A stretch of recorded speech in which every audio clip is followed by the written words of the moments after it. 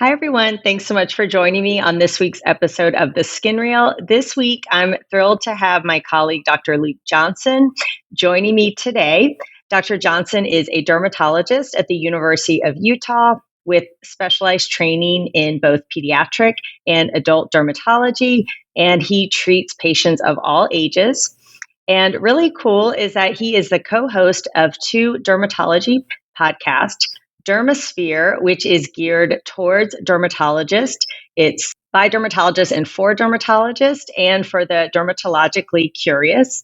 And he also has another podcast called Skincast, which is a podcast for anyone with skin who wants to learn how to take care of it. So I think that's awesome. I love having another podcaster on with me, and will be a lot of fun because I don't think you've had experience being on the other side of the microphone.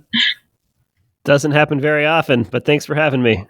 Yeah, awesome. Well, so today we are going to be talking about something a little less glamorous, but something that we definitely see as dermatologists, and we're going to be talking all about warts.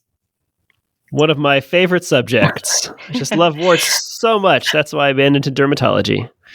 That's right. It's not all Botox and filler, right? So what are warts? Warts are caused by a virus, the human papilloma virus. There's a whole bunch of different strains of this virus, and they cause warts on the human body. And I think most of us can look at a wart and kind of identify it. Little skin-colored bump.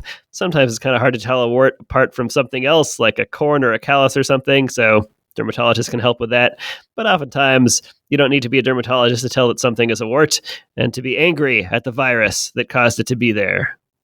That's right. It's not just for witches and toads, right? It's pretty universal. Would you say most people, if not all, have been exposed to this virus? Definitely. But it's interesting. Obviously, some people seem to get more warts than others.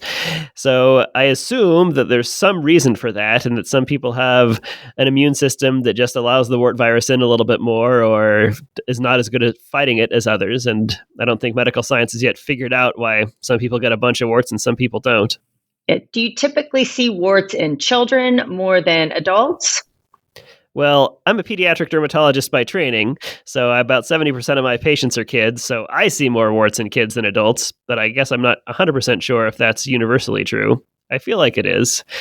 Yeah, I know I had warts on my hands when I was a child, and actually had a wart on my foot, which I actually wrote about how I removed it in my medical school application. And this must have been a sign that I was bound for dermatology. But I know that as I got older, they just went away on their own. And I've seen that firsthand in my children as well. I have two kids, and they both had warts. And my daughter let me freeze hers, and my son did not let me touch his. And we sort of got to see the natural evolution. And some of them spread because he would touch them. And eventually one day he woke up and he said, "Mom, my warts are gone." I was going to ask how you removed yours back in the day. So back in the day, I am the daughter of a doctor, which basically means that we never went to the doctor. And my dad is not a dermatologist, but he gave me some salicylic acid. And every night I would put it on my wart on the sole of my foot. And I would take either a nail file or even like a razor blade, and I would just kind of chip away at sort of that dead skin that you get on the top. And after weeks of doing this, it felt like months and years, but after a long time of doing this, one day that whole thing just peeled off. It was pretty cool. It was like I had a plug inside my foot that just peeled off, and that was the end of that. And that was dermatology for you. Right. So how did I do as a pediatric or playing a pediatric dermatologist as a 10-year-old? Really well. Some of my patients say they tried to cut off their warts with rusty hunting knives and things. So your way is better. But since we're talking about it, we mentioned that they spread and then we mentioned treatment. So the way I explain it to my patients is they're caused by a virus. And some people have heard the human papilloma virus and have sort of bad juju associated with it because it's responsible for genital warts, which is just sexually transmitted disease. But human papilloma virus is a broad term. It doesn't mean any particular wart was caused by sexual activity. So first of all, don't be worried about that. Second, because they're a virus, they're contagious like other viruses. So I tell patients and their parents, so that means you can spread these around, especially if you're like picking at them or something. So try not to do that. But usually the worst thing warts do is spread. They're not like a medically dangerous thing in most people. And in terms of treatments, I like to tell people there's a lot of treatments for warts. None of them is considered the best. Here are some options. And then I lay out some options for them depending on the 2 or 3 that I think would be the best in their particular circumstance. Well, give us an example. So just a common wart on the hands of a child. What are your go-to treatments? Depends a little bit on the age. So kids who will often put their fingers in their mouth, like little kids, you got to be a little bit more cautious. But if you or your older kid or your teenager has a wart, salicylic acid is a pretty good option. There's a lot of these available over the counter.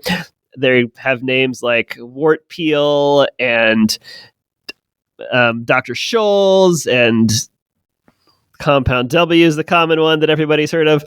And the 40% salicylic acid products is the strongest you can get over the counter. So that's usually what I recommend. And the way I recommend you do it is at night. You put a little bit of Vaseline on the normal skin around the wart to protect the normal skin from the medicine.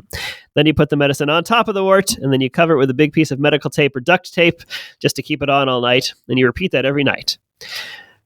But I say, whatever we do for warts, we usually have to do over and over and over again until the wart eventually goes away.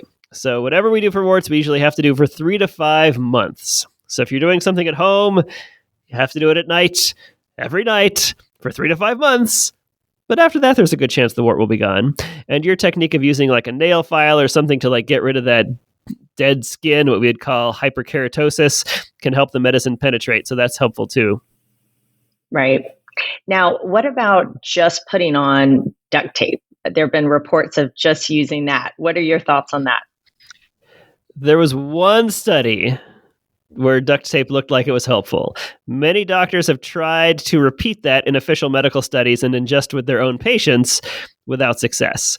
So probably that was some kind of funny anomaly. You know, a lot of warts just go away on their own. So maybe those particular patients happened to get lucky that their warts went away on their own when they happened to be using duct tape. Unfortunately, doesn't really seem like it works. But the good news is that warts do eventually go away in kids anyway, so you don't have to treat them. We like to say that 80% of them are gone in 5 years, which means 20% of them are still there 5 years later, so they can be awfully tough, but they do go away eventually in kids. Right. What are some other modalities that you can use? Well, if you want to come to one of us or somebody like us, we'll often freeze them. Dermatologists love freezing things. And that works all right. We just sort of have to keep doing it sort of every 2 to 4 weeks until we've done it 3 to 5 times and the wart is often gone. Sometimes they can take even longer than that, though. Downside with freezing is it kind of hurts, and sometimes it can leave some dyspigmentation behind, so the skin can be a little bit lighter or darker in color. That usually corrects over time. It doesn't usually scar, but that's a rare side effect. Right. Are there any injections or times where you might cut them? There are certainly injections. There's 2 that we primarily use in our practice. One is called Candida antigen. It's a protein that the body's immune system doesn't like. So you inject it under just one wart. So I actually really like this particular treatment modality because you can treat just a single wart and hopefully inspire the immune system to attack all of the warts. The downside is that just like everything else, we have to do it over and over again. So I bring people back every month to keep doing it. And if we don't get improvement after 3 tries, we give up and we move on to something else. There's also an injection called bleomycin, which is a chemotherapy medication that can help for warts as well. We usually don't go there unless we've tried 1 or 2 other things that haven't worked, but it can also be effective. Other dermatologists, have tried injecting have tried injecting other products into warts in a similar way, mostly to inspire an immune response. Right. Are those injections safe for all ages, or do you reserve that more for adults simply because it's an injection? I use them more in kids. I think injecting a single wart is more comfortable than freezing 10 warts. But some kids and some adults just really hate needles, and so you can't talk them into it. But I do think it also works a little bit better in kids. Great. That's awesome. Now, what about plantar warts, so warts that people get on the soles of their feet, those are a little bit different. A lot of times they don't stick out, they actually go inward. Do you adjust your treatment modalities for that?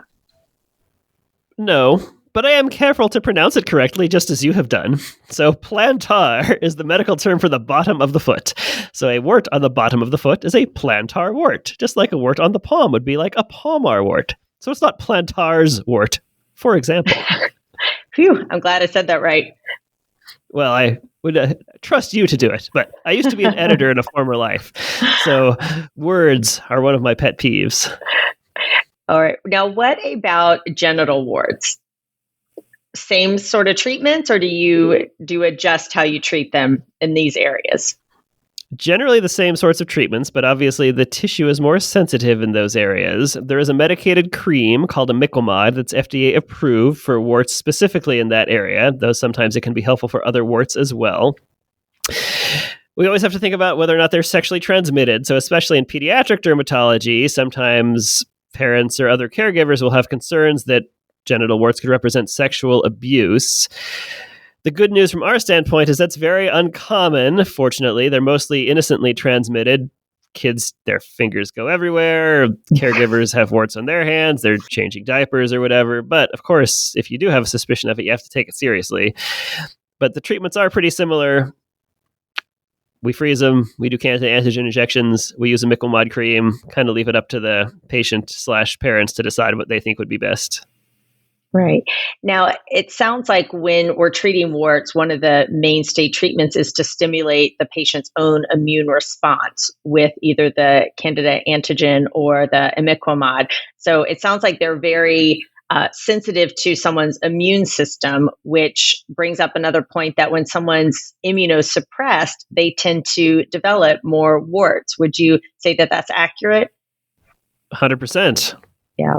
I know even one of my girlfriends got a wart when she was pregnant on her hand. That was just, a bear to treat as an adult. But certainly I know seeing patients who are transplant patients or who are cancer patients, sometimes they can get very large and difficult to treat warts. Yeah. What do you do when that happens? Do you have some tips for me? Because they're real tough. They are. Well, I tend to be a surgeon, so sometimes I have tried to cut these out too with that. And again, just revving up the immune system, but they are definitely tricky. Since the last, 20 years, we have a vaccine for HPV, right? Gardasil, and probably even some other ones. That's probably not the only one at this point. What are your thoughts on that being used to either prevent warts or prevent the spread of HPV? The short story is I'm all for it. Everyone should get it. The longer story is there's conflicting data about whether or not this vaccine helps for sort of run-of-the-mill skin, what we would call cutaneous warts. It's designed to help prevent genital warts and cervical cancer, and it does do that effectively and safely, and it's FDA approved for people age 9 to 45 of both genders. Most pediatricians give it around age 11 because they give a bunch of vaccines then, and so it's easy to sort of throw that one into the mix. But you can get it as early as age 9. And some studies say that it can help prevent or even treat just sort of standard warts that exist on people's skin. And other studies say, we've looked at it, actually doesn't do that. But as I said, I think everybody should probably get it anyways. So I always recommend it to my patients of all genders between age 9 and 45. And I tell them, you don't need to get it from a doctor. You don't need a prescription or a doctor's note. You can just go to a pharmacy and ask for it. Yeah, that's really cool. For just our listeners out there, the virus HPV that causes warts can also cause cancers, like we mentioned earlier, particularly cervical cancer. And it sort of goes through these different steps of abnormalities in the cells, which is why women get pap smears every year, every 3 years to detect these early changes. And I think in the next, hopefully in my generation and onward, we'll see some improvements in cervical cancer with people now getting Gardasil as young adults. Sure hope so. I like to think that I'm preventing some cervical cancer while I'm treating warts. Yeah. Absolutely. Can HPV cause other types of cancers other than just cervical cancer? It's rare, so I don't want our listeners to be worried about it. But there are specific strains of HPV that seem to be a little bit more likely to transform into cancer. So sometimes you can get other sorts of genital and anogenital cancers. And then rarely, more like when people are immunosuppressed or something and their warts get really out of control, like on the fingers or the feet, you can see them transform into usually, fortunately, low-grade types of cancers, but it can certainly happen. Right. Do you have any tips for your patients on how to prevent warts, or is that just impossible? Well, we can do what we can.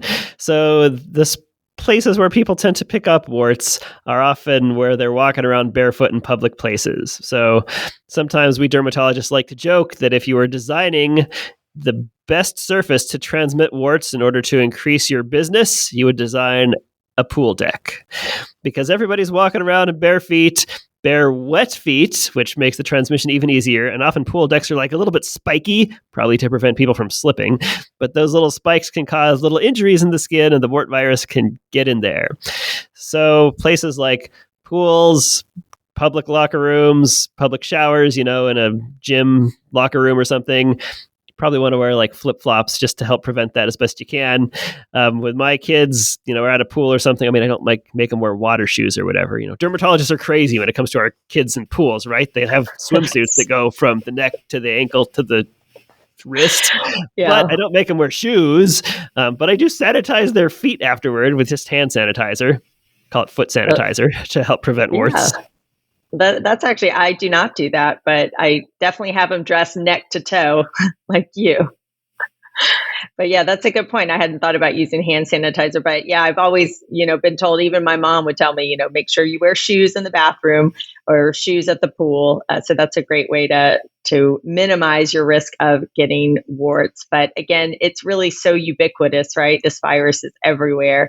And even as a kid, your caregiver changing your diaper could give you a wart. So it can be really, innocuous things that can cause them. If someone does have a wart, what should they do? Should they just try to treat it at home? Should they go see a dermatologist, or just not worry about it? Any of those pathways is a reasonable way forward. Just kind of depends on how much it bothers you. Yeah, absolutely. And I think it depends on where it's located, right? You may be like my son and have a wart around the knee and just not care. And you may have a wart on your thumb and it drives you crazy. So I think it really is patient specific, right? On if it bothers them and what they want to do about it. Agree. Yeah, well, this has been great and really eye-opening, learning all about warts from a pediatric dermatologist and wart specialist. Any outgoing tips and pearls for our listeners about warts? I wish I could say there were some more tips, but I think that's all I got. All right. Thanks so much, Dr. Johnson. Thanks for having me. See you around, everybody.